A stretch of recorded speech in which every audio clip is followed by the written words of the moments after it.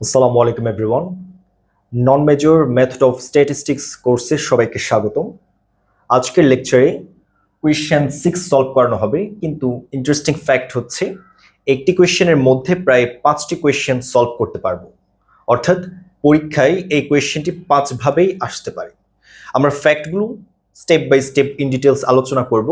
So লেকচারটি খুব মনোযোগ সহকারে দেখতে হবে এবং প্রতিটি কোয়েশ্চেনের জন্য ঠিক কতটুকু পর্যন্ত পরীক্ষায় আনসার করতে হবে এই ফ্যাক্টগুলো ভালো করে বুঝে রাখবো।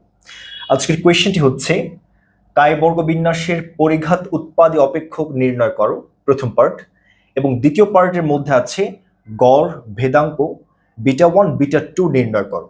আমরা জানি বিটা 1 বলতে বোঝানো হয় বঙ্কিমতা এবং বিটা 2 বলতে বোঝানো হয় সুচালতা। আমরা এই প্রতিটি ফ্যাক্ট ইন ডিটেলস আলোচনা করব। আমাদের প্রথম কোয়েশ্চেন হচ্ছে, যদি প্রশ্নে বলা থাকে কায় বর্গ বিন্যাসের পরিঘাত উৎপাদী অপেক্ষক নির্ণয় করো, যাকে বলা হয় মোমেন্ট জেনারেটিং ফাংশন, এবং সংক্ষেপে আমরা বলতে পারি মোমেন্ট জেনারেটিং ফাংশনকে MGF। তাহলে বিষয়টি একটু ভালো করে বোঝার চেষ্টা করি।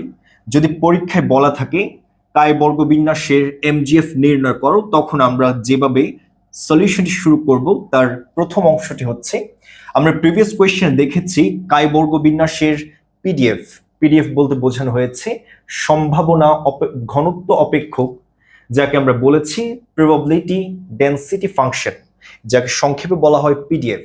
এবং এই পিডিএফ কিভাবে ক্রিয়েট হয়েছে তার ইন ডিটেলস ব্যাখ্যা প্রিভিয়াস লেকচার দেখেছি। সো সেম সূত্রটি এখানে আমরা বসিয়ে দেব। আমরা জানি এন স্বাধীনতার মাত্রা বিশিষ্ট কায় বর্গ বিন্যাসের পিডিএফ হচ্ছে f of chi square is equal to 1 divided by সম্পূর্ণ সূত্রের মান বসিয়ে দিলাম।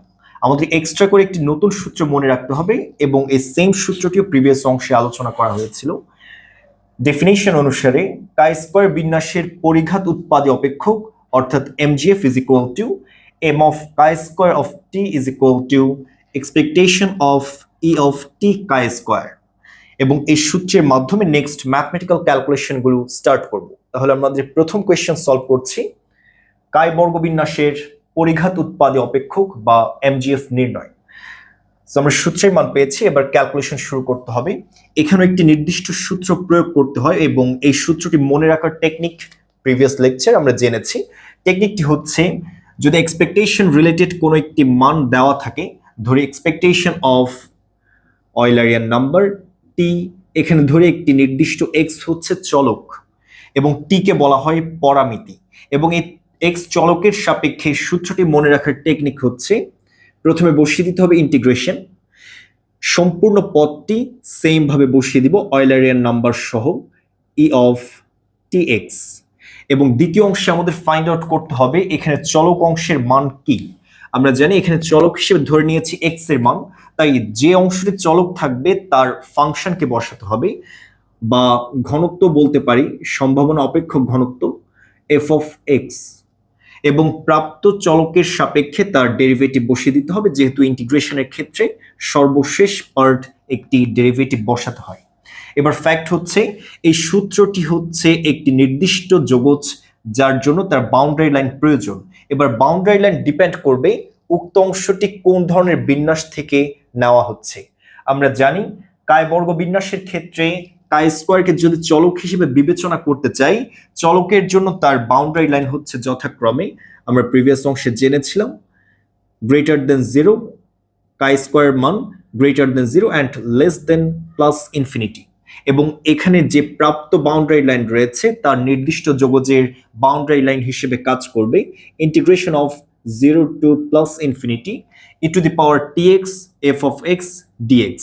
ঠিক সেম সূত্র এখানে প্রয়োগ করতে হবে এক্সপেকটেশন অফ অয়লার নাম্বারের জন্য, আর এখানে চলক হিসেবে কাজ করবে কাই স্কোয়ারের মান। তাহলে প্রথমে সূত্র প্রয়োগ করব, ইকুয়াল টু ইন্টিগ্রেশন অফ 0 থেকে প্লাস ইনফিনিটি পর্যন্ত। তাহলে সূত্র মনে রাখার টেকনিক বলেছি, প্রথমে এক্সপেকটেশনের অভ্যন্তরে অয়লারিয়ান যুক্ত অংশটি বসিয়ে দিতে হবে, সেম ভাবে বসিয়ে দিলাম।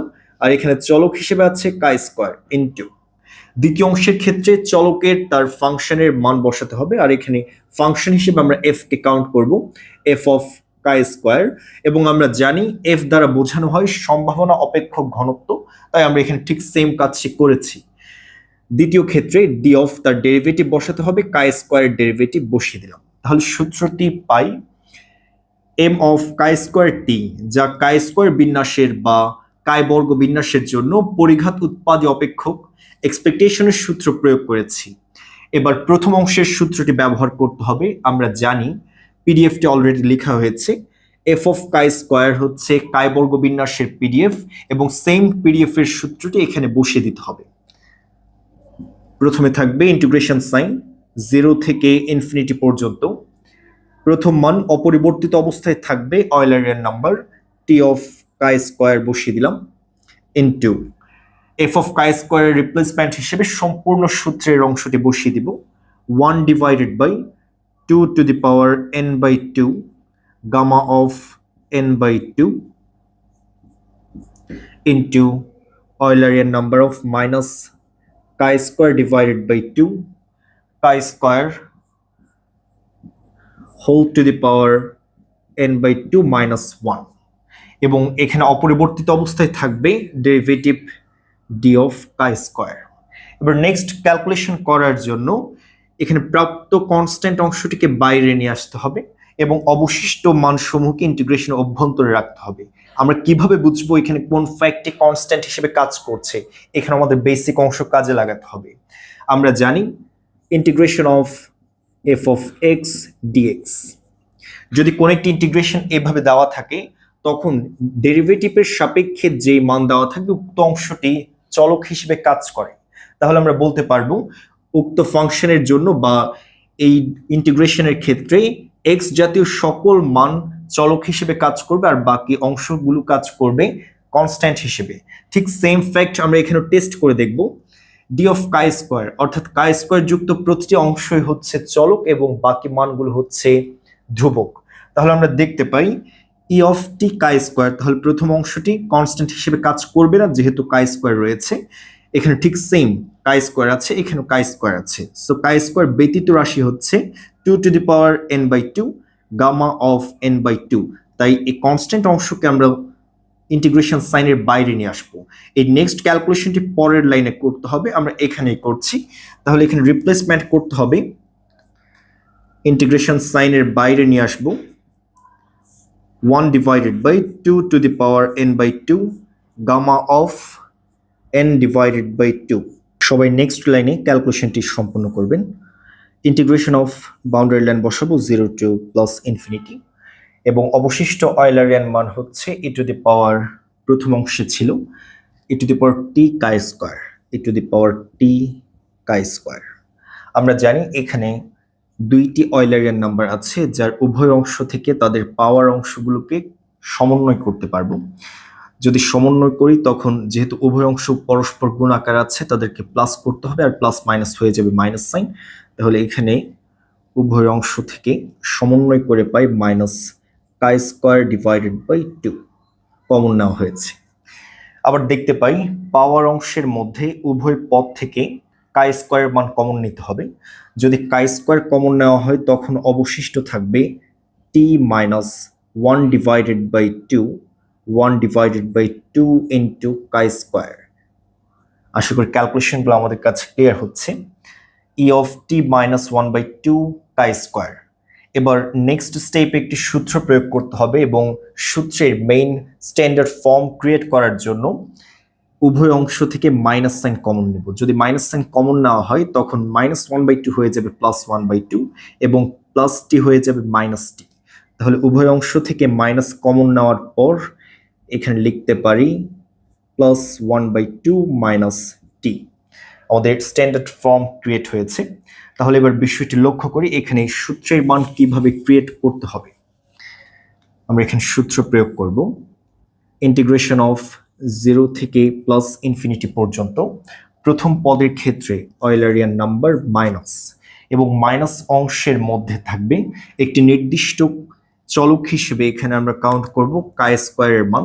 কাই স্কোয়ার নিচের অংশে আছে কাই স্কোয়ার, তার প্রথম পার্টের অংশটিকে বিটা হিসেবে কাউন্ট করতে হবে। সো আমরা প্রথম অংশের মানকে বিটা হিসেবে কাউন্ট করে pi minus beta of x. সূত্র ক্রিয়েট করছি, integration of 0 to infinity e to the power minus beta x, এরপর দ্বিতীয় অংশে এখানে কাই স্কোয়ার রয়েছে, যাকে চলক হিসেবে বিবেচনা করতে হবে x to the power n/2। প্রথম অংশের মানকে আলফা হিসেবে ধরে পাই আলফা মাইনাস 1 ডিএক্স। তখন সূত্র লিখব, লবের অংশে থাকবে gamma of alpha divided by beta to the power alpha. তাহলে বিষয়টি ভালো করে লক্ষ্য করি। সূত্র হচ্ছে integration of 0 to plus infinity e of minus beta x into x to the power alpha minus 1 dx is equal to gamma of alpha divided by beta to the power alpha. এবং এই সূত্রের মানটি মনে রাখতে হবে। এবার standard ফরম্যাটের সাথে তুলনা করে পাই ইন্টিগ্রেশন অফ প্রথম পার্ট থেকে ডি অফ কাই স্কোয়ারের মধ্যে ঠিক সেম সূত্রের অনুরূপ প্রক্রিয়া করে বিটা এবং আলফার মান নির্ধারণ করতে হবে। সো আমরা স্ট্যান্ডার্ড ফরম্যাটের সাথে তুলনা করে পাই প্রথম অংশে আছে মাইনাস, দ্বিতীয় অংশে আছে কাই স্কোয়ার চলক, মধ্যবর্তী পার্টকে বলবো বিটার মান। So beta is equal to 1/2 minus t. এবার দ্বিতীয় অংশ থেকে আলফার মান ক্রিয়েট করতে হবে chi square whole to the power n/2 minus 1। এখানে রয়েছে মাইনাস 1 এবং প্রথম অংশটি হচ্ছে আলফা। যেহেতু আলফা এবং বিটার মান পাওয়া গিয়েছে, এবার আমরা সরাসরি সূত্র প্রয়োগ করতে পারবো। তাহলে লিখতে পারি 1 divided by 2 to the power n/2 gamma of n/2 into, সূত্র প্রয়োগ করে পাই লবের মান বসবে গামা অফ আলফা, আর alpha is equal to n/2 gamma of n/2। নিচের অংশে আছে beta to the power alpha, beta is equal to 1/2 minus t whole to the power alpha is equal to n/2। আমরা দেখতে পাই লব এবং হরের অংশ থেকে যথাক্রমে gamma of n/2 gamma of n/2 কাটাকাটি চলে যাবে। তাহলে নেক্সট স্টেপ হচ্ছে অবশিষ্ট মান, এবং অবশিষ্ট মানের মধ্যে আছে 1 divided by 2 to the power n/2। এখানে রয়েছে ঠিক সেম ফ্যাক্ট। সো আমরা নেক্সট ক্যালকুলেশন করছি 1 ডিভাইডেড বাই, প্রথম অংশে অবশিষ্ট আছে 2 টু দি পাওয়ার n/2। দ্বিতীয় অংশের মানকে লসাগু করতে হবে। সো আমরা এখানে লসাগু করে পাই 1/2 মাইনাস টি। লসাগু করলে প্রথম মান আসবে প্লাস 1, মধ্যবর্তী sign minus 2 into t is equal to 2t, এবং হরের মান হবে 2। পাওয়ার অংশে থাকবে n ডিভাইডেড বাই 2। এবার নেক্সট ক্যালকুলেশন পাশে দেখি।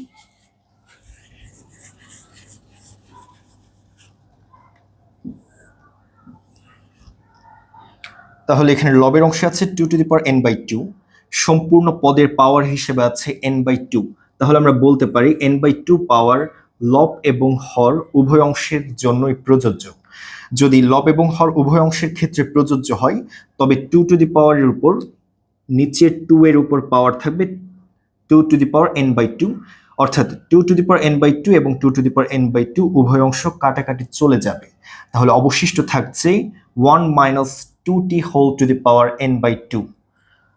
অবশিষ্ট মান লিখে পাই 1 divided by 1 minus 2t whole to the power n divided by 2। আশা করি ক্যালকুলেশনটি ক্লিয়ার হয়েছে। লবের অংশে আছে 2 টু দি পাওয়ার n/2, এখানে মধ্যবর্তী অংশটি হচ্ছে কি ভগ্নাংশ, ভগ্নাংশের হরে রয়েছে 2 টু দি পাওয়ার n/2। উভয় অংশ কাটাকাটি যাওয়ার পর অবশিষ্ট পদগুলো লেখা হয়েছে। এবার 1 ডিভাইডেড বাই জাতীয় ভগ্নাংশের মানকে যদি লবের অংশে সরলীকৃত করতে চাই, তখন পাওয়ার অংশের সামনে একটি মাইনাস সাইন চলে আসে।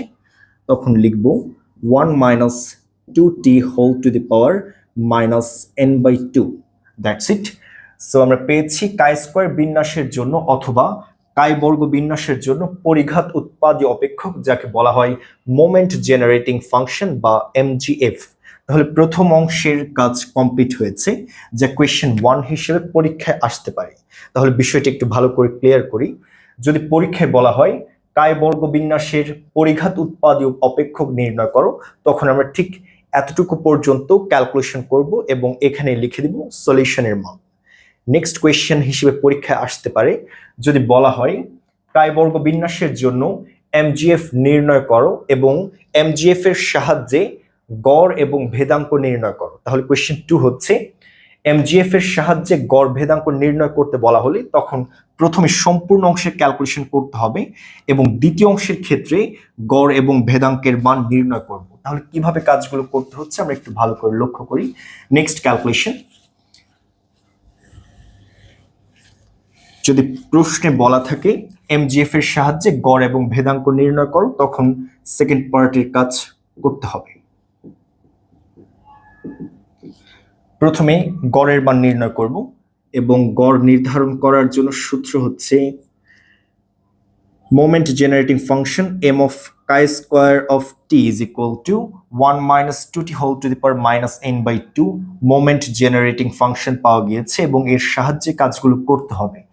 তাহলে গড় নির্ণয়ের সূত্রটি হচ্ছে, একটু মনে রাখবো, গড় is equal to mu1 prime is equal to ddt of t এর সাহায্যে একবার ডিফারেন্সিয়েট করতে হবে mgf এর মানকে। তাহলে mgf এর মানকে আমরা একবার ডিফারেন্সিয়েট করব t এর সাপেক্ষে এবং প্রাপ্ত অংশের ক্ষেত্রে t is equal to 0 বসিয়ে দিতে হবে। তাহলে বিষয়টা আরেকটু ভালো করে ক্লিয়ার করি। গড়ের মান হচ্ছে mu1 প্রাইম এবং mu1 prime is equal to সূত্র হচ্ছে t এর সাপেক্ষে mgf কে একবার ডিফারেন্সিয়েট করতে হবে। ডিফারেন্সিয়েট করার পর প্রাপ্ত সলিউশনের ক্ষেত্রে t এর মান 0 বসিয়ে দিলেই পেয়ে যাব উক্ত অংশের জন্য কাই বর্গবিন্যাসের গড়ের মান। সো আমরা পাশে লিখতে পারি এই ব্যাপারটি বোঝানোর জন্য t is equal to 0। এবার ক্যালকুলেশন করব ddt of mgf এর মান বসিয়ে দিলাম 1 minus 2t whole to the power minus n by 2 equal to t is equal to 0।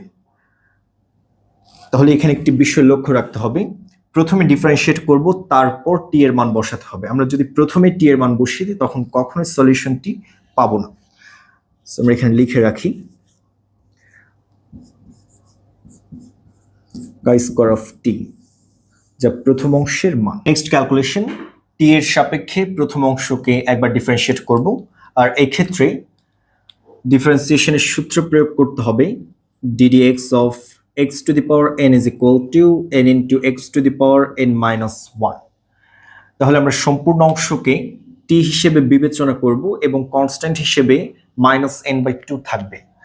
So সূত্র প্রয়োগ করে পাই, প্রথমে আসবে n এর মান, কনস্ট্যান্ট হিসেবে আছে -n/2, t এর সম্পূর্ণ অংশের মান বসিয়ে দিব 1 minus 2t whole to the power n minus 1, n is equal to এখানে রয়েছে -n/2 সূত্রের -1।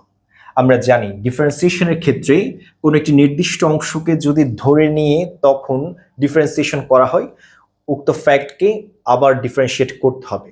সো আমরা এখানে ধরে নিয়েছি t is equal to 1 minus 2t, তাকে পুনরায় t এর সাপেক্ষে ডিফারেন্সিয়েট করলে পাই ddt of 1 is equal to 0, ddt of minus 2t is equal to -2।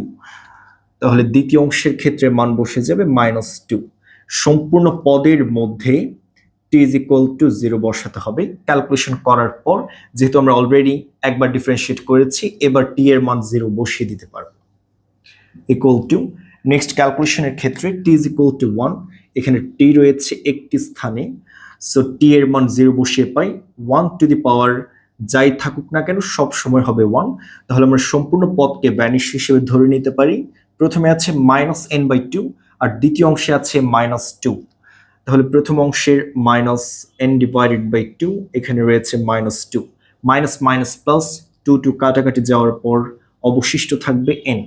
তাহলে আমরা বলতে পারি কাই বর্গ বিন্যাসের ক্ষেত্রে পরিঘাত উৎপাদী অপেক্ষক অর্থাৎ এমজিএফ ব্যবহার করার মাধ্যমে গড় নির্ণয়ের পদ্ধতি সম্পর্কে আলোচনা করা হয়েছে এবং প্রাপ্ত গড়ের মান হচ্ছে n। এই কোয়েশ্চেনটি আমরা একটু মনে রাখি, ব্রিফ কোয়েশ্চেনের মধ্যে আসতে পারে কাই বর্গ বিন্যাসের ক্ষেত্রে গড়ের মান কত, তখন আমরা ডিরেক্ট লিখে দিব n। এবার যাব নেক্সট ক্যালকুলেশনের ক্ষেত্রে, অর্থাৎ ভেদাঙ্ক। সো ভেদাঙ্ক নির্ণয় করার জন্য mu1 প্রাইম দ্বারা গড় নির্ণয় করা হয়েছিল, এবার mu2 প্রাইম নির্ণয় করতে হবে। mu1 প্রাইম হলে একবার ডিফারেন্সিয়েট করতে হয় mgf কে t এর সাপেক্ষে, আর যদি mu2 প্রাইম হয় তবে t এর সাপেক্ষে দুইবার ডিফারেন্সিয়েট করতে হবে mgf এর মান, এবং ক্যালকুলেশন করার পর ঠিক সেম ভাবে t is equal to 0 বসাবো। তাহলে এবার নির্ধারণ করব mu2 প্রাইম। বি কেয়ারফুল, এখানে এখানে মিউ টু প্রাইম কখনোই ভেদাঙ্ক হিসেবে কাজ করবে না। ভেদাঙ্কের একটি আলাদা সূত্র রয়েছে যা আমরা একটু পর জানবো। অর্থাৎ ভেদাঙ্ক নির্ণয় করার জন্য মিউ টু প্রাইম নির্ধারণ করতে হচ্ছে, এবং তার সূত্র হচ্ছে 2বার ডিফারেন্সিয়েট করতে হবে টি এর সাপেক্ষে। তাই আমরা লিখলাম d square divided by dt square of MGF of t, যেখানে ক্যালকুলেশন করার পর টি ইজ ইকুয়াল টু 0 বসিয়ে দিতে হবে।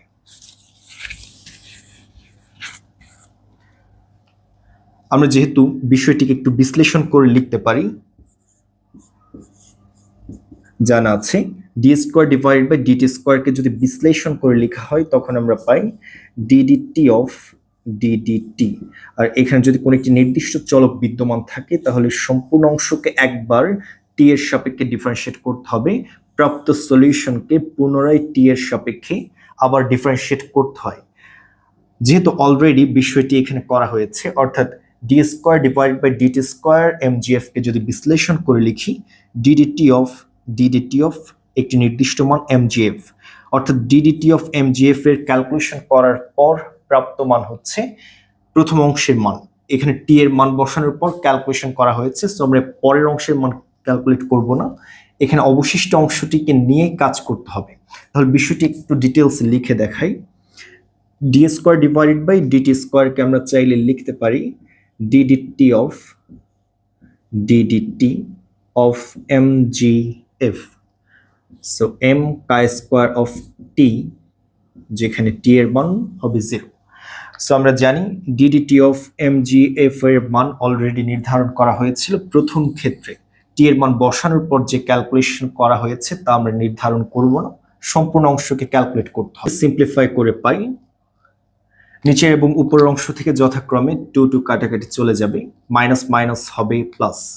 তাহলে এখানে অবশিষ্ট মান হচ্ছে n into 1 minus 2t whole to the power minus n by 2 minus 1, এবং সম্পূর্ণ অংশটি ডিডিটি অফ এমজিএফ এর মান হিসেবে বসিয়ে দিতে পারবো।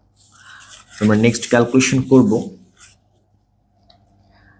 ইকুয়াল টু প্রথম অংশের ডিডিটি বসিয়ে দিলাম, দ্বিতীয় অংশের ক্ষেত্রে মান বসে যাবে n into 1 minus 2t whole to the power minus n by 2 minus 1, এবং সম্পূর্ণ অংশের ক্যালকুলেশন করার পর টি এর মান বসিয়ে দিতে হবে 0, ইকুয়াল টু নেক্সট ক্যালকুলেশন করার জন্য কনস্ট্যান্ট হিসেবে n এর মান রয়েছে যা সামনে চলে আসবে।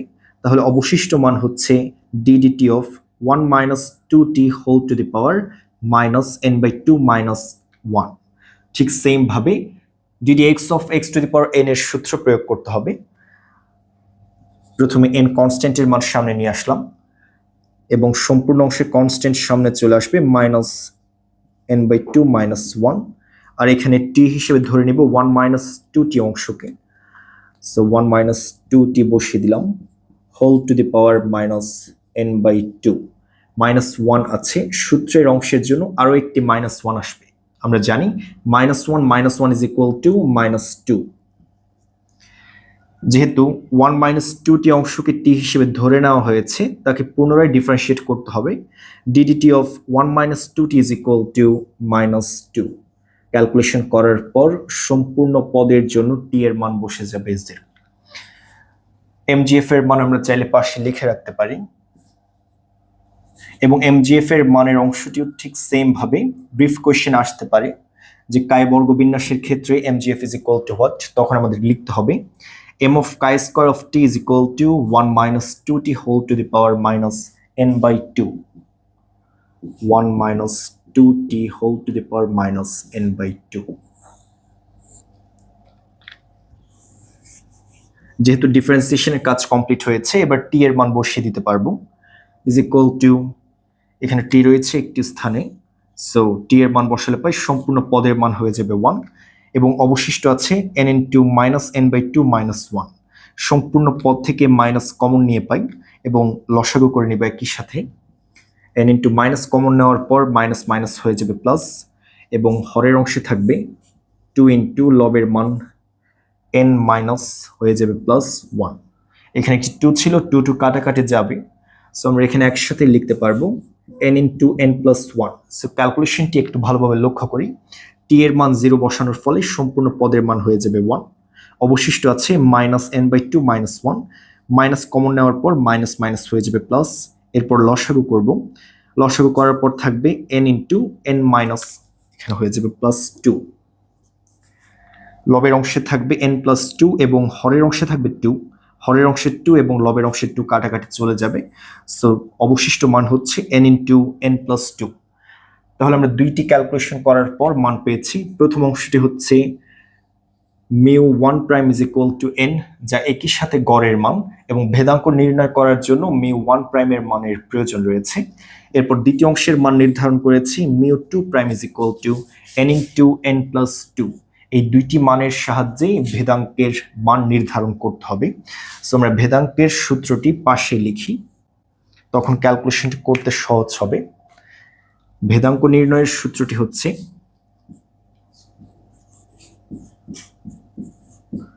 যাকে প্রকাশ করা হয় μ2 দ্বারা, এখানে কোনো প্রাইম হবে না। ভেদাঙ্ক μ2 ইজ ইকুয়াল টু μ2' মাইনাস μ1'। μ2' এর মান জানি n ইন্টু n+2, μ1' এবং তার উপর দিতে হবে স্কয়ার, বসিয়ে দিলাম μ1' স্কয়ার। এবার মান বসিয়ে পাই μ2' is equal to n into n+2, একের সাথে গুণ করব n into n is equal to n square, n into 2 is equal to 2n minus sign. μ1' এর মান হচ্ছে n, তার উপর স্কয়ার করলে পাবো n square plus n square minus n square কাটাকাটি যাওয়ার পর অবশিষ্ট থাকবে 2n, এবং এই প্রাপ্ত 2n এর মান হচ্ছে কায় বর্গ বিন্যাসের ক্ষেত্রে নির্ণেয় ভেদাঙ্কের মান। ঠিক সেম ভাবে কায় বর্গ বিন্যাসের ক্ষেত্রে ব্রিফ কোয়েশ্চেন আসতে পারে, কায় বর্গ বিন্যাসের ভেদাঙ্কের মান ইজ ইকুয়াল টু হোয়াট, তখন আমরা লিখব 2n। এবার যাব কোয়েশ্চেন অংশে। আমরা প্রথমেই বলেছি লেকচারের শুরুতেই 5টি প্রশ্নের সলিউশন করা যাবে, যার মধ্যে প্রথম কোয়েশ্চেনটি ছিল এমজিএফ নির্ণয়, এবং দ্বিতীয় কোয়েশ্চেনটি হচ্ছে যদি পরীক্ষায় বলা থাকে কায় বর্গ বিন্যাসের ক্ষেত্রে এমজিএফ নির্ণয় করো এবং এমজিএফ এর সাহায্যে গড় ভেদাঙ্ক নির্ণয় করো, তখন আমরা ঠিক সেম ভাবে সম্পূর্ণ ক্যালকুলেশন করব। তাহলে বিষয়টি ভালো করে বোঝার চেষ্টা করি। প্রশ্নগুলো অনেক কনফিউশন ক্রিয়েট করে, তাই আমরা একটু জিস্ট অংশ করার চেষ্টা করছি কিভাবে কোন প্রশ্ন থাকলে কতটুকু সলিউশন করতে হবে। তাহলে প্রথম প্রশ্ন হচ্ছে যদি কায় বর্গ বিন্যাসের এমজিএফ নির্ণয় করো বলা হয়, তখন আমরা প্রথম অংশ করব। নাম্বার 2, কায় বর্গ বিন্যাসের এমজিএফ নির্ণয় করো এবং এর সাহায্যে গড় ভেদাঙ্ক নির্ণয় করো, তখন আমরা প্রথম এবং দ্বিতীয় অংশের সলিউশন করব। নাম্বার 3, কায় বর্গ বিন্যাসের এমজিএফ নির্ণয় করো এবং এর সাহায্যে গড় ভেদাঙ্ক β1 β2 নির্ণয় করো। যদি এই জাতীয় কোনো কোয়েশ্চেন থেকে থাকে তখন দ্বিতীয় অংশের সম্পূর্ণ ফ্যাক্টটি লেখার প্রয়োজন নেই, তখন আমরা চলে যাব সরাসরি তৃতীয় অংশে, এবং তৃতীয় অংশের মানটি ভিন্ন একটি কোয়েশ্চেন হিসেবে আসতে পারে, তাকে বলা হয় কমুলেন্ট উৎপাদী অপেক্ষক। তাহলে বিষয়টি একটু ভালো করে বোঝার চেষ্টা করি, এবং দ্বিতীয় অংশে অর্থাৎ এই লেকচারের দ্বিতীয় অংশে আমরা এই সকল কনফিউশনগুলো ক্লিয়ার করার চেষ্টা করব। তাহলে তৃতীয় অংশের পার্ট হচ্ছে কমুলেন্ট উৎপাদী অপেক্ষক কিভাবে নির্ণয় করতে হয় তার সম্পর্কে জানবো।